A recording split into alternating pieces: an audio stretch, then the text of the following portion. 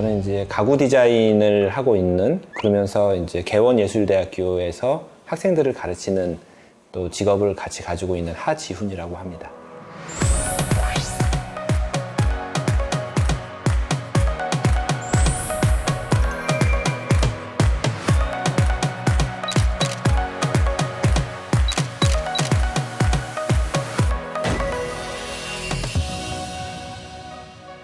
제가 이렇게 뭐 잘해가지고 수상을 했다라는 생각은 솔직히 진짜로 들지는 않습니다. 그런데 그러니까 잘 버텼다?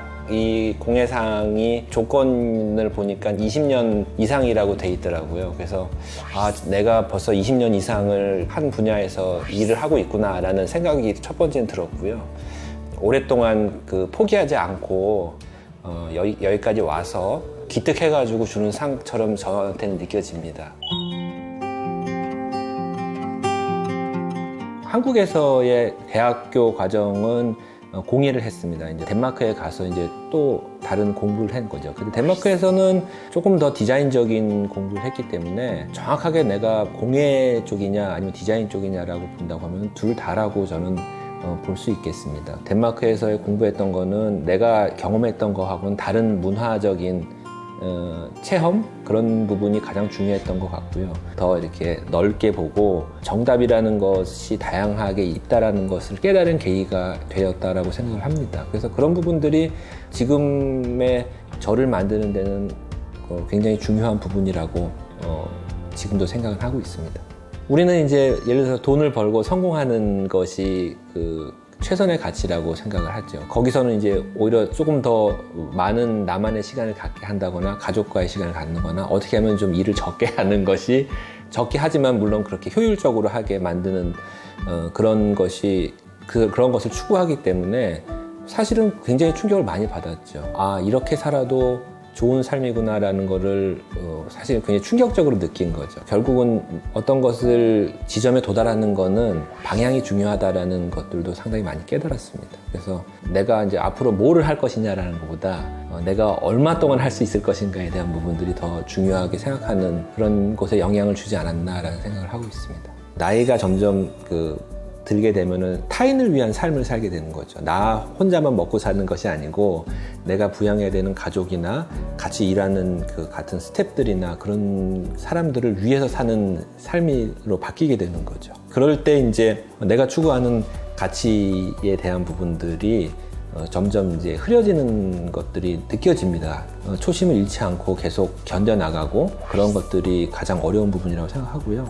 살아남아서 능력이 있는 거지 능력이 있어서 살아남는 건 아니거든요. 그래서 예술적인 천부적인 탤런트보다는 버틸 수 있는 끈기라는 것이 작가로서 가장 필요한 부분이지 않을까. 내가 힘들게 작업을 하고 내가 고민을 많이 해야지만 비로소 그것을 사용하는 사람들이 더 편해진다고 생각을 하거든요. 그래서 즐긴다라는 것이 정말로 노는 것처럼 즐긴다라고 저는 생각하지 않아요. 내가 어떤 성과를 내기 위해서 뭔가를 노력하고 그 성과에 도달했을 때 희열을 느끼는 것 자체가 즐긴다라고 생각을 하지, 친구들 만나서 가볍게 즐기고 머리를 리프레시하고 그러는 차원으로서의 작업이라는 것은 저는 상상할 수가 없습니다. 외려 그런 창작에 대한 고통이라고 할까요? 그런 부분들이 물론 정신적인 고통이겠죠. 고민을 많이 하고 시행착오도 많이 하고 때로는 굉장히 많이 화나기도 하고 내가 원하는 목표까지 도달하게 되면은 그때에서는 희열을 느끼게 되는 거예요. 사실 그 포인트 때문에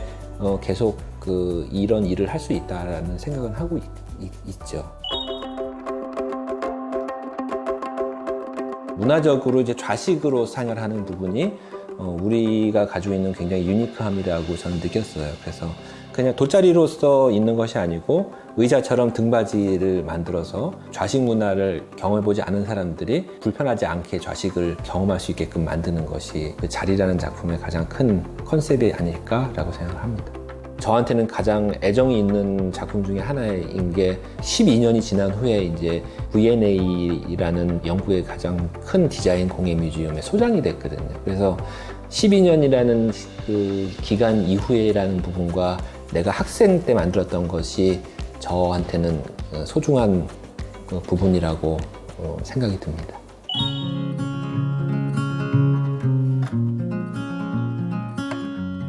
나랑 똑같은 사람이랑 같이 일을 한다고 하면은 뭔가 다른 것이 나올 수 있을 것인가에 대한 거를 고민한다면 절대 안 나오거든요. 그래서 저도 가구를 하는 사람하고는 같이 뭔가 콜라보를 한다거나 그런 거는 해본 기억은 없습니다. 그래서 장인분이나 아니면 뭐 텍스타일을 하시는 분이나 뭐 자개를 하시는 분이나 그런 분들, 내가 할 수 없는, 내가 잘 모르는 영역에 있는 분과 해서 서로가 시너지를 만들 수 있는 방향으로 가는 것이 맞지 않을까라는 생각입니다. 그런 차원에서는 장인분은 저하고 굉장히 궁합이 잘 맞는 협업 상대라고 생각은 합니다.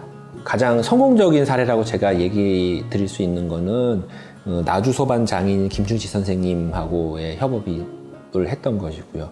전통이라는 거는 계속 계승되고 사라지지 않게 이어나가는 것도 필요하지만 전통도 이 시대에 맞게끔 변화되는 것 또한 필요하다라는 마인드를 가지고 계신 분이었죠. 우리가 전통을 계승하는 것도 정답이고, 그 다음에 우리가 전통을 이어서 변화시키는 것도 정답이라는 부분에 있어서는 서로 간의 그 어떤 영역에 대한 부분을 인정하고 같이 그 새롭게 앞으로 나가는 부분들이 필요하다고 생각을 합니다. 그래야지만 우리의 전통이 더 가치가 있고 계속 성장하는 부분이 있겠죠.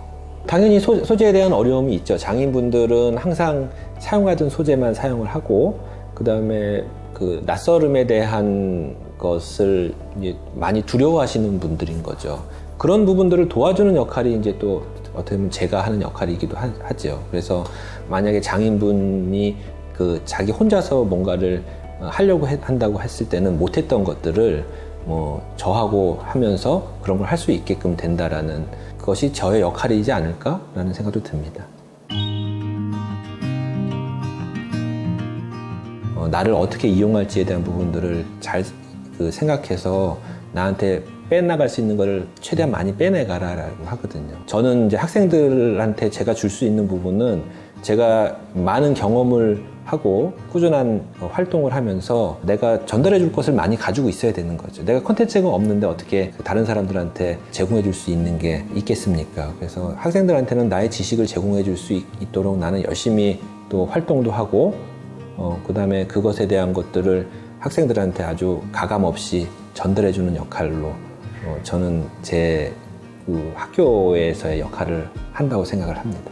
요즘은 가구를 샵에서 사는 것이 아니고 아트페어에서 산다라고도 얘기하거든요. 그만큼 다른 사람이 가지고 있는 것을 내가 갖기 싫어하는 시대인 거죠. 그래서 나만의 어떤 소장할 수 있는 작품적인 가치가 있는 가구나 공예품을 요구하는 시대가 됐다고 생각합니다. 저보다 한 10년 정도의 젊은 세대 같은 경우는 그냥 내가 그 공예가로서로도 삶을 영위할 수 있는 시대가 됐다고 생각을 합니다. 그래서 공예를 하면서도 부자가 된 작가들이 점점 많이 나와야 되지 않을까. 저도 그런 목표를 가지고 있습니다. 제가 그렇게 좋은 그 위치에 올라가야지만 제가 가르치는 그 학생이나 아니면 저의 후배들도 나도 저런 그렇게 좋은 삶을 살 수 있겠구나라는 멘토가 되는 그런 게 되기 위해서 제가 이제 열심히 노력해야 된다고 생각을 합니다.